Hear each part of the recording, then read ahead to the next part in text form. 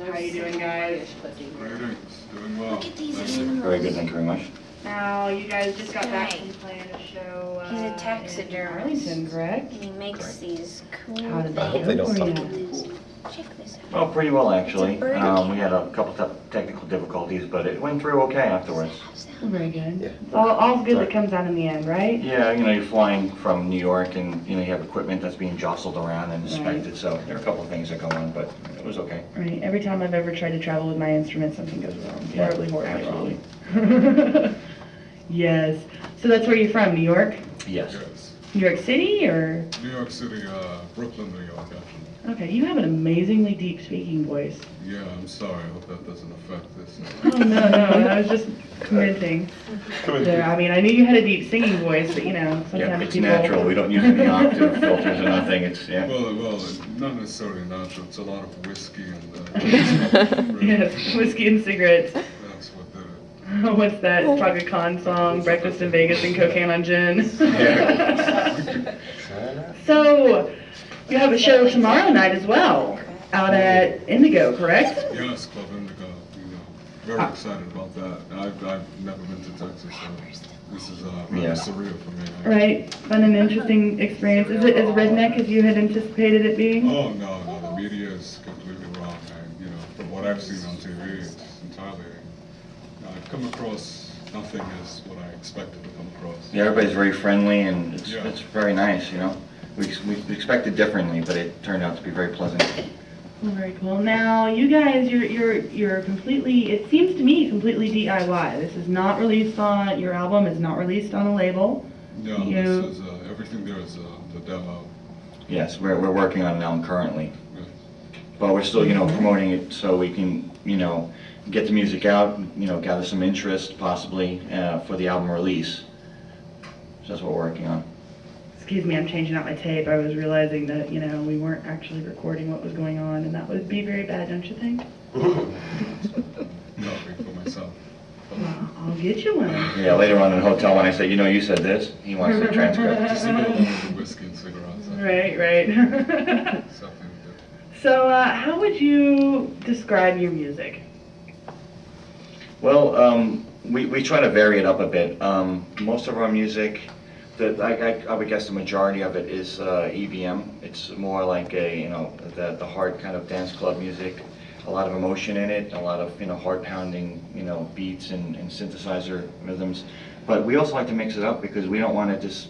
In everybody there's differences of musical interest. It's not just the hard EBM stuff or just the gothic. Anybody that sticks, in my opinion, with just one genre of music is limiting themselves, or maybe just not fully expressing their emotions in music.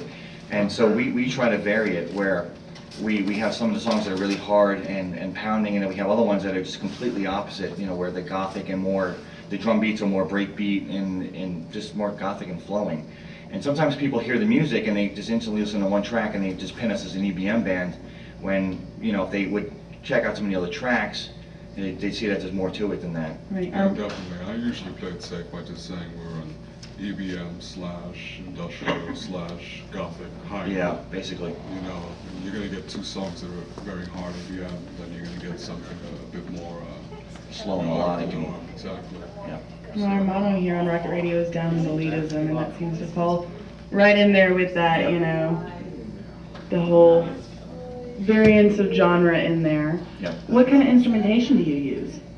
We use, when we first started writing, we primarily used hardware synthesizers and such, but now we're moving more towards software synthesizers, which at first, I seeing other musicians doing it, I thought, you're just going with computers.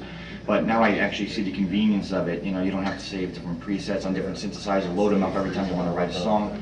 It's so much more convenient. So now we're moving more towards software-based synthesizers and such, and using different samples for the drums and stuff. We don't use any loops. Everything's actually written. Everything that you hear, I actually played physically on a synthesizer. There are no arpeggiators. There's nothing pre-programmed. I actually write it and I play it, So, but we use a variety of sound sources. And on one of our songs, Handed Down, we have, in the beginning of the song, there's this reverse, like drum loop kind of sounding thing going on, It was an old thing I played a long time ago, and I found it on a cassette, and I just used that as a loop. So we try to, you know, vary our sounds a bit, and just use any kind of interesting sound. We try to vary our soundscapes, basically. That's the best way to say it, I guess. Do you have any source of inspiration for your music, or do you just unsure of where it comes from, like some bands? Or? Well, at least during the band, there were a lot of tracks that were already written and that had already thematic concepts Did you see me to them. reading any? So I tried to anything about- accommodate the theme reading somebody's that butt, inspired the actual composition. Anybody's butt. Yeah, I like it, but. So, you know, I did my best with that. Of course, it was easy because I really felt it immediately, you know. It's almost a very natural occurrence, just hearing it and knowing exactly what he was trying to convey musically, and just simply, you know, composing it lyrically and doing it. And thus far, everything has been very, very natural. Very, very natural, you know. It's just listening to it and going with the flow of the theme, and, you know, so far so good. That's the formula we're pretty much banking on, you know. He provides most of the music, I do the lyrics and the vocal composition. You know, as for inspirations, I guess our personal, you know, personally, I mean, lyrically, I like to maintain things as abstract as possible. I like to give you know, the recipient audience its own interpretation, allow them that freedom to you know, discern for themselves what they're actually listening to in terms of lyrics. You know, I think that's where you know, you get the strongest sense of art. That's where art is at its strongest, when you allow